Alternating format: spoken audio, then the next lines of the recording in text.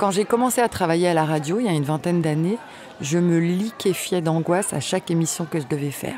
C'était Sur les docks, une émission proposée par Delphine Saltel. J'avais mal au ventre quand je partais en reportage, je faisais des insomnies la veille des interviews. Le pire, je crois, c'était quand je devais enregistrer mes micros à la maison de la radio.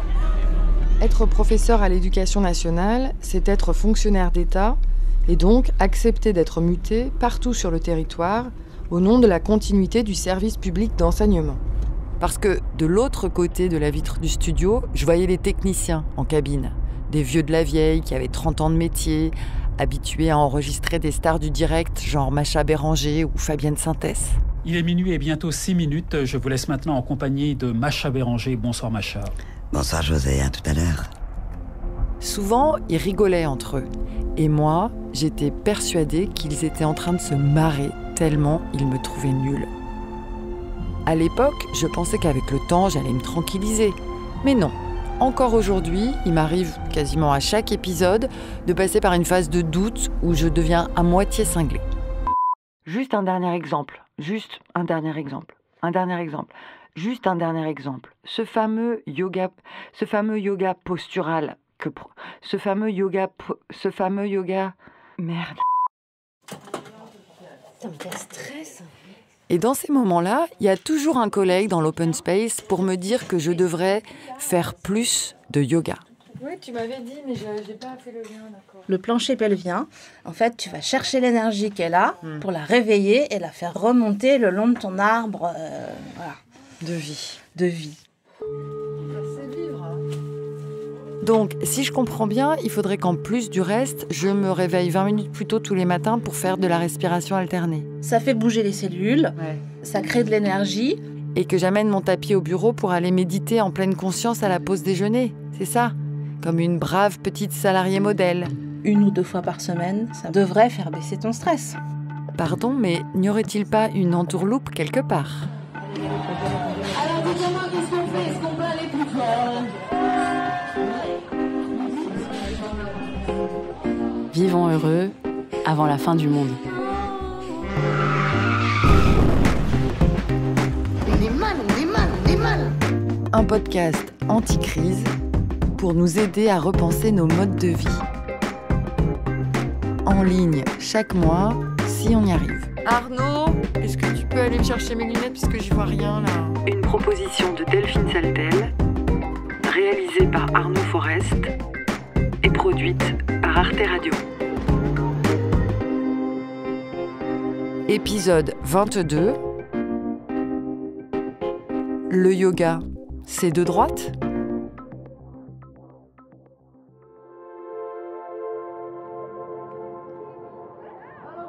Je pratique le yoga parce que j'étais la fille nulle en sport. Celle qui se prenait les ballons dans la tronche, s'asphyxiait dans les crosses, ne savait pas lancer une balle. Et que maintenant, je suis celle qui peut pratiquer tous les jours. Je pratique le yoga parce qu'il ne sert pas à se battre, à faire joli, ni à susciter le désir, juste à exister. Vous l'avez reconnu ? Je pratique le yoga pour triompher de la violence machiste qui m'a coupée de mon corps. C'est Victoire Tuaillon, la Victoire Tuaillon du célèbre podcast Les couilles sur la table, épisode 87. T'es déjà venue ? Non, jamais. Bienvenue chez Binge Audio. Je suis allée la voir dans les studios de Binge Audio parce que Victoire n'est pas pour rien dans le fait que je m'intéresse ces temps-ci au yoga. Ici, on a le carré famille. On aurait pu se mettre là, mais ça fait une acoustique dégueulasse. Ouais, c'est pas ouf. On va se mettre où ? On va se mettre en studio, j'ai oublié de les prévenir par contre, mais attends, viens voir. Dans ma tête, Victoire, c'est un peu comme une meilleure version de moi-même. Et toi, t'as un bureau rien qu'à toi ? Elle est plus jeune, plus célèbre, elle a plus d'auditeurs et elle fait plus de yoga que moi. Beaucoup plus. Je pratique le yoga pour le plaisir d'apprendre toujours de nouvelles choses. Le texte qu'elle lit là, elle l'a écrit lors d'un long stage de formation. Un 200 heures, comme on dit dans le milieu yogi. Je pratique le yoga parce que je sais que c'est le corps dont il me faut prendre soin, encore et encore, pour que ma tête ne s'écroule pas. Je voudrais savoir si le yoga a permis à Victoire de vaincre ses angoisses de travail. Parce que derrière ses allures de Wonder Woman, Victoire appartient elle aussi à la race maudite des stressés du boulot. Le travail prend tant de place. C'est sûr qu'on est tous, je crois, dans une espèce de culture de bon élève, tu vois, d'être là, de se trouver nul. Alors du coup, tu veux travailler de mieux en mieux, tu as des bonnes notes, tu veux qu'on te dise que c'est bien. Et donc, le rapport au travail, c'est toujours entremêlé avec des grands questionnements sur le rapport de ta propre valeur, de ton utilité, ce truc d'être jamais heureuse de ce que tu fais, de toujours trouver que c'est nul, que c'est pas assez. Et ça, c'est pas du tout spécifique à mon cas. Hein. On est beaucoup à être comme ça, c'est sûr. Pour moi, travailler très tard la nuit en fumant beaucoup de cigarettes, c'est pas une bonne idée. Être super stressée, faire les trucs au dernier moment, fixer le plafond pendant des heures parce que je pense que j'écris comme une merde et donc au secours, il faut pas que j'écrive et puis finalement le faire en désespoir de cause, en me détestant au micro. Enfin, tous ces trucs, c'est ridicule en plus. Enfin, je veux dire vraiment, enfin, tu vois, après que ça te préoccupe, que le travail te travaille, c'est normal, mais bon. Moi, je disais, je veux plus travailler comme ça, c'est pas possible. Mais après, il y a la question qui m'intéresse, c'est qu'est-ce que tu fais de ça ? Tu peux comprendre toutes tes névroses, d'où ça vient et tout ça, c'est important, mais après, il va falloir faire des choses pour pas que ça continue. Et une des choses qu'elle a faites, donc, c'est de se mettre au yoga, mais à fond. Jusque-là, elle le pratiquait un peu comme moi, pas vraiment régulièrement, et ça ne suffisait pas à calmer cette saloperie de syndrome de l'imposteur. Enfin, de l'impostrice, ou de l'imposteuse, je sais pas. J'ai pratiqué le yoga par intermittence, en me disant, allez, ce serait bien quand même, vas-y, mets-toi, lâche ton gars et tout, dans un truc hyper contraignant.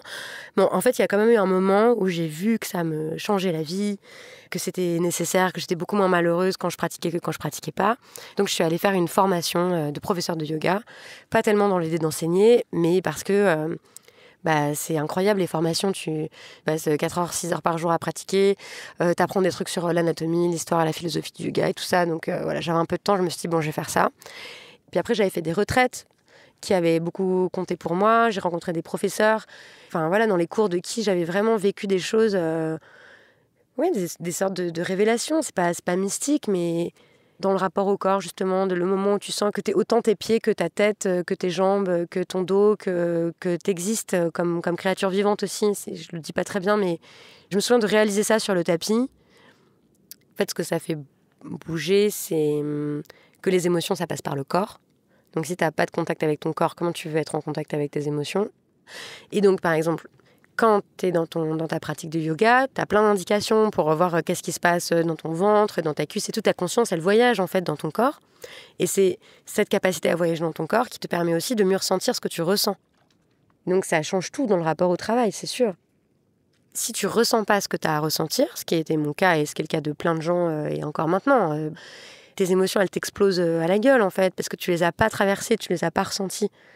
Donc moi, j'ai l'impression que ça a amené un rapport beaucoup plus concret et direct avec mes émotions. Et donc que ça a désencombré le rapport au travail aussi avec ça. Il faut savoir que quand Victoire m'explique tout ça, elle arbore un sourire radieux qui la fait ressembler à Joie, le personnage dans Vice Versa, le film de Pixar. Je suis trop contente. Je me suis couchée tard pour mettre au point un plan de bataille. C'est parti. Et à côté, moi, j'ai l'impression d'être la petite bonne femme verte qui râle tout le temps. Dégoût. Ok, excusez-moi, danger en vue, laissez faire les pros. Non mais c'est quoi cette horreur ? Elle, c'est dégoût. Ou colère. Ou tristesse. Désolée, il y a un truc qui cloche. Moi, je suis en train de faire une dépression. Mais non, ce n'est pas une dépression, c'est du stress. Ou les trois à la fois. Bonne idée, colère, peur, dégoût. Tu trouves vraiment qu'on respire la joie de vivre ? Et forcément, je me demande s'il ne faudrait pas que je finisse moi aussi par faire cette retraite de yoga d'1 semaine en Ardèche. Oh, ça fait chier, j'ai imprimé recto verso, du coup ça fait des bruits quand je tourne. Voir que je me paye carrément la formation en 200 heures. C'est pas bien la blague ? C'est raciste ?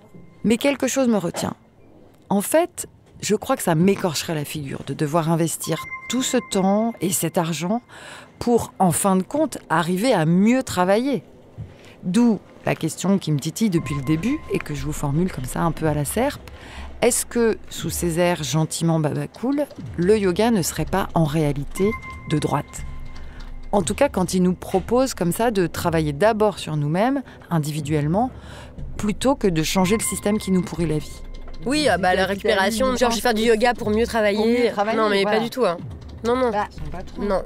Et c'est pas, tiens, je vais faire du yoga, comme ça je vais produire encore plus de podcasts. Hein. En fait, j'en produis moins, même. L'espace du yoga, il me sert à me dégager de ces préoccupations, à les mettre à distance, à les relativiser, à me rappeler, quand je dis que sur le tapis, t'es là pour te rappeler que tu vas mourir, que t'es un corps vivant, respire, est-ce que ta vie c'est ton travail, est-ce que tu penses vraiment qu'on peut définir ta valeur et qu'on peut la définir par rapport à ce que tu produis, tout ça. Et je trouve que le yoga, ça permet de te rappeler tous les jours ça.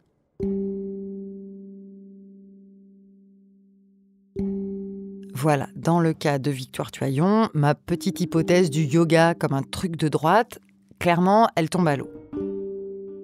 Mais je persiste à me poser des questions politiques parce que j'ai lu le livre de Zineb Fassi, Le yoga, nouvel esprit du capitalisme. Zineb Fassi, je ne sais pas si vous vous souvenez, c'est la professeure de yoga que je suis allée voir à Lyon dans le dernier épisode pour parler d'appropriation culturelle. Puis on va pouvoir allonger les jambes contre le sol. Et je vais vous inviter à tourner les orteils vers le ciel et à pousser les talons vers l'avant du tapis, un peu comme si vous étiez debout. Ce qui a surpris Zineb Fassi à la base et qui lui a donné envie de mener l'enquête, c'est cette espèce de produit mondialisé qui est devenu le yoga aujourd'hui. Un peu comme la pizza napolitaine ou les California Maki. Ici, on est dans une variation de Tadasana, la posture de la montagne qu'on fait habituellement debout. Quand elle s'est inscrite à ses premiers cours de yoga, il y a une dizaine d'années, elle s'est demandé où elle avait atterri. J'ai pratiqué dans des centres un peu à la mode, entre guillemets, parce que mon travail était dans des beaux quartiers parisiens. Et oui, quand je suis arrivée dans ce centre de yoga, effectivement, j'étais intimidée par l'esthétique du lieu, par les codes, des gens qui portaient des tenues de sportswear assez chères, des corps assez athlétiques, dénudés, très minces, des personnes très filiformes, en bonne santé, en bonne forme physique, voire très sportive, très athlétique. Et puis voilà, il n'y avait pas d'autres personnes racisées que moi, je pense, dans la salle. Tout le monde appartenait à peu près à la même classe sociale. De toute façon, les cours étaient chers. Moi, je pouvais me le permettre à l'époque, mais les cours sont chers. Avec des salles très propres, très aseptisées, des esthétiques très léchées, un peu type spa. C'est pas négatif en soi, mais c'est simplement que ça renvoie effectivement à quelque chose peut-être de très bourgeois et de très individualiste, centré sur soi. Bonjour, c'est Valentina. On se retrouve aujourd'hui à Ritz pour une séance de yoga pour gagner en créativité. Alors qu'à l'origine, dans l'Inde prémoderne, Zineb Fassi me l'a expliqué, le yoga était avant tout pratiqué par des brahmanes ascétiques qui passaient leur vie retirés en monastère à méditer, le genre à manger juste un petit pois chiche cru de temps en temps. Et donc, c'est vrai qu'à première vue, ça peut sembler improbable qu'il soit aujourd'hui devenu le hobby tendance chez les CSP+, à montre connectée. Et pour comprendre le lien de filiation entre ces deux univers qui ont a priori rien à voir, il faut écouter ce qui se raconte exactement dans les cours de yoga moderne. C'est là que ça devient politique. Ce qui m'a un peu questionnée, c'est que dans les cours de yoga, certains cours vont aussi avoir des discours plus ou moins spirituels, philosophiques, etc. Que par exemple, en pratiquant la méditation, on peut transformer son regard sur le monde et que finalement, les circonstances extérieures ne doivent pas déterminer notre état d'esprit. Tous ces discours un peu qui, moi, m'ont paru surréalistes. Oui, en fait, on est tous entre personnes plutôt aisées. Alors, ce qui ne veut pas dire qu'on n'a pas des problèmes. Mais ce qui me perturbait, c'est qu'en fait, le discours social ou le discours, on va dire, structurel était complètement occulté. Et ce qui était présenté là, c'était que finalement, la seule chose qui nous permettait d'aller vers une vie plus épanouie, plus heureuse, c'était le travail sur soi. Oui, on peut se tenir peut-être ce discours-là face à un public privilégié, et encore, je suis même pas sûre que ça soit très aidant. Mais par exemple, moi, j'ai enseigné des cours de yoga en centre de détention. Je me disais, mais qu'est-ce que je vais leur dire, quoi ? Je suis en centre de détention longue peine, avec des personnes qui, en général, ont eu des parcours de vie quand même très, très chaotiques, quoi. Est-ce que je vais débarquer en leur expliquant que la méditation va leur permettre de changer leur regard, que leur bonheur est une affaire de disposition intérieure, ou que la réussite de leur vie dépend d'eux-mêmes ? Quand on transpose ça en fait à d'autres contextes dans lesquels le yoga peut être enseigné, il y a quelque chose d'extrêmement violent en fait à ça. Du coup, j'observais une dissonance totale entre, en réalité, le bien que me faisait la pratique, parce que c'est ça aussi qui me mettait moi-même mal à l'aise quelque part. C'est que, oui, en sortant de mon cours de yoga, je planais un peu, j'étais bien. Et en même temps, j'étais extrêmement gênée par ces discours qui semblaient occulter le monde en fait, qui nous entoure, tout en prétendant y contribuer. Il y a aussi cette dimension-là qui est encore plus paradoxale, c'est qu'on a des discours d'harmonie universelle, de compassion, de bienveillance, et en même temps, parfois, des discours qui peuvent être très, très méprisants, par exemple des mouvements sociaux.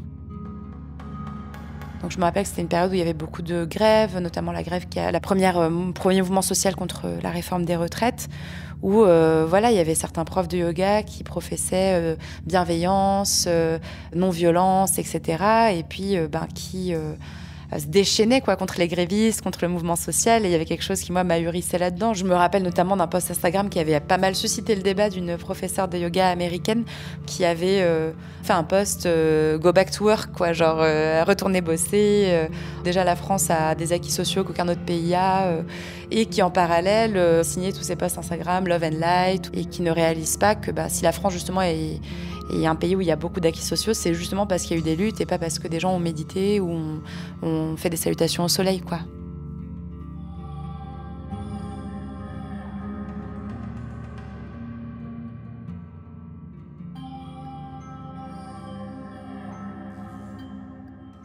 Alors évidemment, là, Zineb Fassi n'est pas en train d'accuser tous les professeurs de yoga d'être d'infâmes suppôts du grand capital. Elle pointe plutôt en quoi la désillusion politique ambiante a tendance à favoriser les pratiques de bien-être comme le yoga. Bonjour à tous, c'est Nathalie. Aujourd'hui, on va faire un cours de yoga pour s'affiner. En gros, si je résume, le monde part à volo, mais comme on ne croit plus au lendemain qui chante ou aux grandes révolutions, on se rabat sur la seule chose qu'on pense encore pouvoir changer pour aller mieux, nous-mêmes, et notre façon d'aborder la vie. Marie Coq le décrit très bien.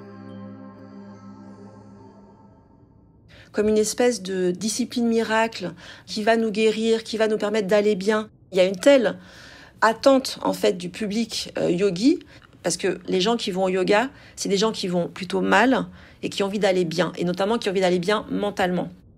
Marie Coq est journaliste et professeure de yoga, elle aussi on l'a entendu dans l'épisode précédent. Et comme Zineb Fassi, elle a publié un gros travail d'enquête sur la discipline qu'elle enseigne. Parce qu'elle sentait bien qu'on en demandait peut-être un peu trop au yoga. Aujourd'hui, on va dans l'offre du yoga, donc on va gommer les aspects religieux, sciemment, on va rendre la discipline beaucoup plus physique, et on va aussi commencer à la présenter comme une pratique de santé, où maintenant on a l'impression que certaines postures peuvent vraiment guérir de certains maux, quoi. Il y a toute une façon de présenter les séquences, par exemple les séquences détox qu'on voit beaucoup, ça ne veut absolument rien dire. On va avoir les séquences ouverture du cœur, par exemple. Avant, c'était des flexions arrière. Maintenant, plus personne ne dit flexion arrière, c'est ouverture du cœur. Comme si on allait pouvoir, vraiment littéralement, ouvrir son cœur, que mentalement, psychologiquement, émotionnellement, ça allait créer des choses. Et on entend beaucoup aussi sur les hanches, que les hanches seraient l'endroit où sont stockées toutes les émotions négatives, douloureuses, compliquées, notamment chez les femmes. Bon, effectivement, les hanches, ça fait toujours beaucoup pleurer, parce que ça fait mal, mais c'est aussi parce que c'est des postures qui sont statiques. Souvent, c'est des postures assises, donc où en fait, on se retrouve un peu seul avec soi-même, pas dans quelque chose de dynamique, c'est pas les postures debout, etc. Voilà. Et donc, forcément, une alliance de postures physiques qu'on tient pendant longtemps, donc qui demande quand même une certaine résistance mentale, la respiration, en dehors du yoga, si vous vous mettez à hyperventiler pendant 15 minutes, vous allez ressentir des choses, comme ça, une espèce de relâchement émotionnel. Évidemment, mais c'est pas parce que, d'un coup, c'est une espèce de pratique magique qui guérirait de tous les maux. Ça va un peu loin, quoi, quand même, parce que ça crée des attentes qui sont complètement démesurées et complètement absurdes, quoi. Le yoga, il vient un peu s'insérer dans cet état d'esprit-là, qui est que on a les circonstances qu'on a, mais ce qui va compter, finalement, c'est ce qu'on en fait. Et du coup, le yoga va être un peu, on va dire, une courroie de transmission de ces discours-là, de bonheur comme affaire de compétences personnelles. Finalement, si on n'est pas assez heureux, c'est qu'on n'a pas assez essayé, ou qu'on n'a pas essayé comme il faut, qu'on n'a pas fait la bonne pratique, ou qu'on n'a pas assez médité, pas assez longtemps, etc., etc. Le problème, c'est que ça met toute la responsabilité, en gros, sur les épaules des individus, et ça met aussi de côté le fait que non, en fait, on part pas tous avec les mêmes conditions de vie, on part pas tous avec les mêmes chances et qu'il y a des choses très concrètes qui déterminent aussi notre bonheur et que ça va être des choses qui vont être plus structurelles, l'accès à des soins de qualité, l'accès à l'éducation. Les deux sont pas forcément antinomiques. Évidemment, l'idée, c'est pas de dire moi je suis enseignante de yoga, donc je crois au pouvoir bénéfique de cette pratique, mais simplement, il faut pas lui faire porter plus que ce qu'elle devrait porter. Et ce discours-là ne peut être porté qu'en rappelant en fait aussi que on a aussi besoin de changements structurels, de services publics de qualité, etc., etc. J'aime bien que Zineb Fassi ne cherche pas à nous vendre du rêve sur la discipline qu'elle enseigne. Au contraire même, qu'elle nous mette en garde contre le risque de se replier individuellement sur notre petit bien-être intérieur. Et j'aime aussi sa manière de mettre les choses en perspective, de chercher à comprendre ce qui nous est arrivé historiquement à travers le yoga. Notamment ce qui s'est passé depuis Woodstock et l'époque hippie. Tout ce moment utopique des années 68 où le yoga représentait justement une alternative à la société de consommation ou à l'individualisme petit bourgeois. Jeunes Suédois, Allemands, Anglais, Australiens, partis de tous les horizons du monde industrialisé, ils sont venus chercher autre chose. C'est bizarre quand même quand on y pense. Comment on en est arrivé là ? J'ai peur qu'ils rêvent l'Inde, comme je la rêve moi-même. Oui, c'est vrai que ça paraît un peu contre-intuitif. On se dit que les hippies et la contre-culture, ce qu'ils ont cherché à faire, c'est de s'extraire de cette société très normée, très conformiste par ces pratiques-là, qui vont être des pratiques d'affirmation de l'individu, de sa créativité, de sa singularité, complètement à rebours des normes sociales. Et aujourd'hui, on se rend compte que le yoga, c'est une pratique qui peut être instrumentalisée pour, au contraire, nous aider à mieux nous conformer finalement aux exigences de la société capitaliste. Et pour m'aider justement à mieux comprendre ça, je me suis appuyée sur les travaux de Luc Boltanski et Eve Chiapello qui ont écrit Le Nouvel Esprit du Capitalisme, qui, en gros, montrent dans cet ouvrage qui a été publié en 1999 que finalement, le capitalisme s'est nourri de la critique, s'est réapproprié la critique ou les critiques qui ont été formulées justement en fin des années 60, notamment en 68, pour les mettre à son service. Pour moi, c'est vraiment ce qui s'est passé aussi avec le yoga et j'ai trouvé hyper intéressant pour comprendre ça de façon beaucoup plus concrète de se pencher justement sur la cyberculture, donc l'ancêtre de la culture Internet. La Silicon Valley est juste au sud de San Francisco et parmi ces hippies aux cheveux longs, il y avait une frange finalement de cette contre-culture qui était plutôt libertaire, qui s'intéressait pas forcément aux luttes sociales et qui prenait plutôt l'inventivité, la créativité, le do-it-yourself, etc. Et qui vont être les fondateurs de cette cyberculture, qui vont donner en fait les GAFAM qu'on connaît aujourd'hui. Donc l'exemple emblématique, c'est Steve Jobs. Steve Jobs, il a été dans des ashrams, c'était un adepte de la méditation bouddhiste et lui-même a affirmé que ses expériences de LSD, sa jeunesse dans les années 70, lui avaient permis finalement de stimuler sa créativité pour donner les produits qu'on connaît tous aujourd'hui. Every once in a while, a revolutionary product comes along that changes everything. Today, we're introducing 3 revolutionary products of this class. This is one device. And we are calling it iPhone.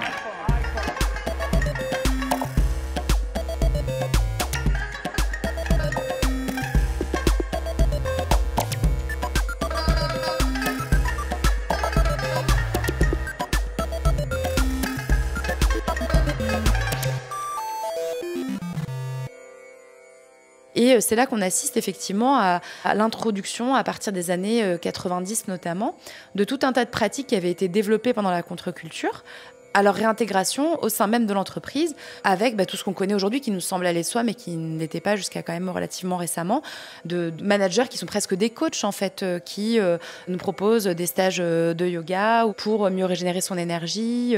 Il y a certaines entreprises qui vont proposer des espèces de stages à moitié New Age ou qui vont introduire des méthodes de développement personnel comme un moyen de favoriser la créativité de l'individu, sa productivité, valoriser, en fait, l'individu en basket, créatif, sportif qui joue au baby-foot, qui fait de la gestion par projet. On est plus sur des modes très hiérarchiques, par exemple, de décision. Ça, c'est vraiment les entreprises à papa. Aujourd'hui, ce qui est cool, c'est que chacun est un peu entrepreneur de lui-même au sein de la grande entreprise.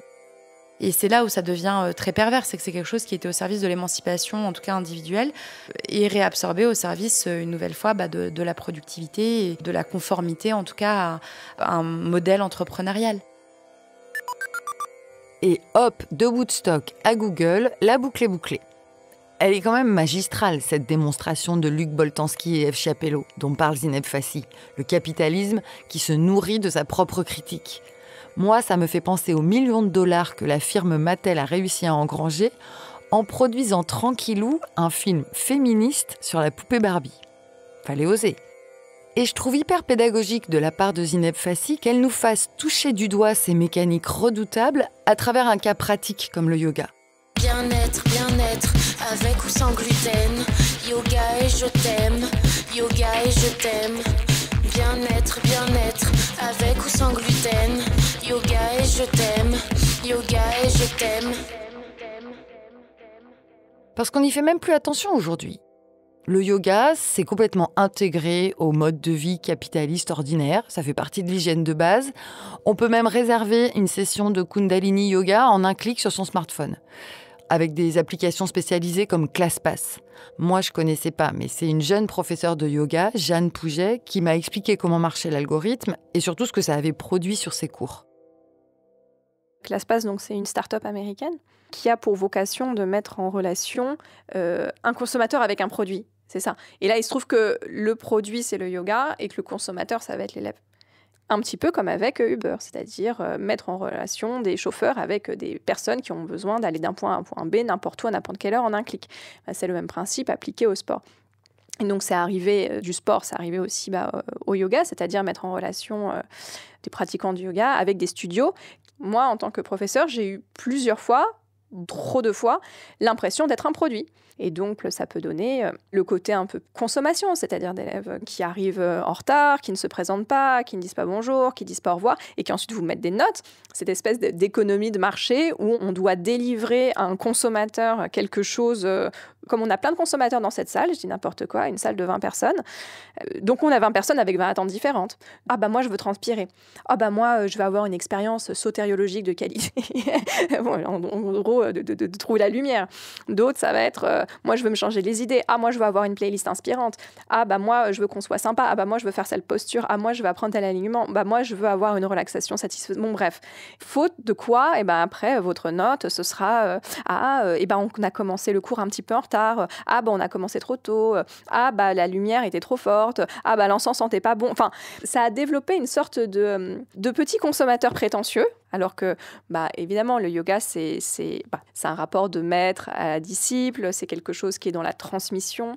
L'aspect plus social et communautaire et collectif, qui pour moi est essentiel du yoga, n'est plus du tout le sujet. On va plutôt être dans un rapport... j'ai envie de dire, j'ai 45 minutes à ma pause déj et on doit en avoir pour son argent à partir du moment où on a cliqué sur un bouton. Quelque chose d'un peu performatif aussi, ou d'avoir réussi quelque chose, réussi une posture. Alors que l'idée du yoga, c'est qu'il n'y a pas de but derrière. On ne va pas attendre quelque chose. L'idée, c'est que les choses viennent peut-être. Et c'est quelque chose de plus d'observation de soi et du monde.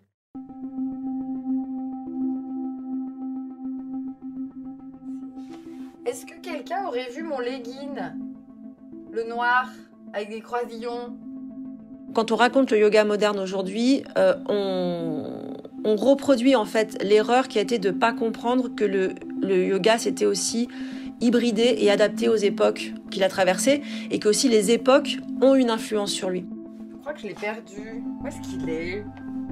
Et donc là, quand on parle aussi des déviances du yoga ou de la déchéance du yoga, etc., on fait comme si c'était le yoga en lui-même qui avait muté tout seul, et pas comme si c'était aussi un symptôme de la société dans laquelle on vit.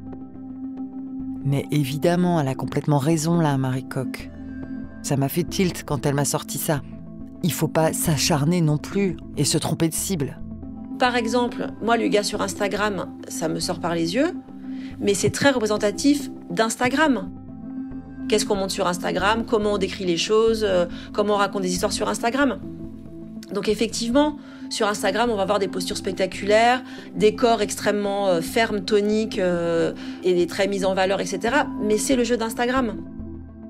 Je trouve qu'aujourd'hui aussi, on a une façon de condamner le yoga dans sa forme moderne, comme si c'était une mutation du yoga et pas une mutation de la société aussi, quoi. Donc ça, je trouve que c'est important d'avoir ça aussi un peu en tête, quoi, pour être plus indulgent aussi avec le yoga tel qu'il peut être aujourd'hui, quoi.